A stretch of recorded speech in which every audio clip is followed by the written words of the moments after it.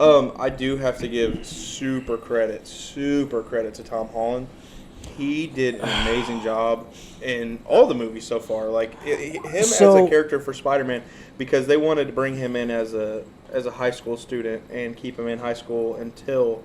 Well, in this movie made me appreciate what they did before, because when they first brought Tom Holland out, there were some legitimate criticisms. Should have had more faith in the people behind the MCU, because they've demonstrated that they're fantastic at long-term storytelling. Hold on, though. I think, while I want to believe you, my name is Mulder, I want to believe you on that. I think they fucked up by getting rid of Andrew Garfield.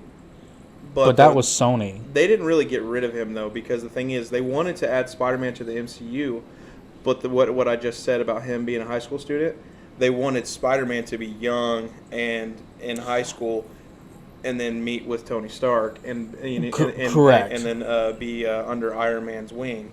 And that's exactly what happened. So they had to have a different. I think even if the Amazing fucking just brought it up again. I think even if the Amazing Spider-Man 2 had done well, they still would have had to have had an MCU Spider-Man. Why? Why did it? I can't remember why it tanked so bad. I need to rewatch it. Well, I rewatched the original Amazing Spider-Man. It was so good. I can tell you why it was bad. It's just some really, and none of this is Andrew Garfield's fault. If anything, Jamie Foxx in that movie is a mixed bag for me, because I think that he's okay. I think that role was overcast. I think they could have used somebody smaller, not stature, but like I agree. Somebody, he was kind of way too. He was too big of an actor to be in that spot, considering he spends half the movie as a CG character anyway.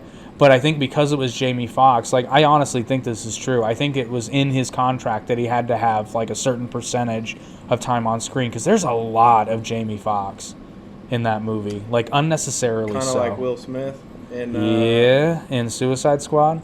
Which, okay, so here's the thing: I didn't hate the movie. I didn't hate it. It was good, but they should just call it a Deadshot. I understand the criticisms, though. I totally do. But I also wasn't expecting cinematic masterpiece. But then the other problem is that this is my biggest problem with The Amazing Spider-Man 2, is the fact that, so allegedly Peter and Harry Osborn were friends, there were BFFs, except we never heard of them before. Like, and fucking Peter's girlfriend worked at Oscorp.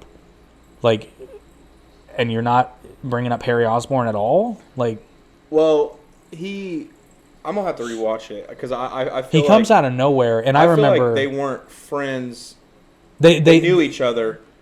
They knew of each other, and then they became friends. No. They talk about how they were really good friends when they were younger. Well, because for one, their dads were friends. Correct, but here's the thing: it comes out of nowhere. So then, when Peter's parents disappeared, obviously they stopped being friends. So did you know about the deleted scene from Amazing Spider-Man 2? Yeah, how the mysterious man, or whatever his name is, I can't remember his name, he comes to see, right? Am I no, when his dad comes back. So there's a deleted scene from the Amazing... Does he talk to Spider-Man? No, he talks to Peter. Well, that's why he's at Peter's at Gwen's grave, and then his dad comes up to him. And then he say something like, "Stop digging." No. I think it was like, it's not mysterious. Like, it's obviously his dad. And I watched that scene, and I'm like, you know what? That honestly would have turned the entire movie around. Why the fuck did they take that out? It was the one thing that could have saved that movie. And I mean, just the way they did the Green Goblin was really sad, because the Green Goblin needs more than like a third arc reveal. And that really sucks, because I really, really like Dane DeHaan. Yeah, he's like a freaking phenomenal actor. The issue wasn't with the acting; the issue was the writing of that movie. Yeah, because I mean, Jamie Foxx was good. It was just too much for such a minor. But character. With this new thing comes great responsibility, and possibly more Spider-Man movies. Oh, there are rumors abound.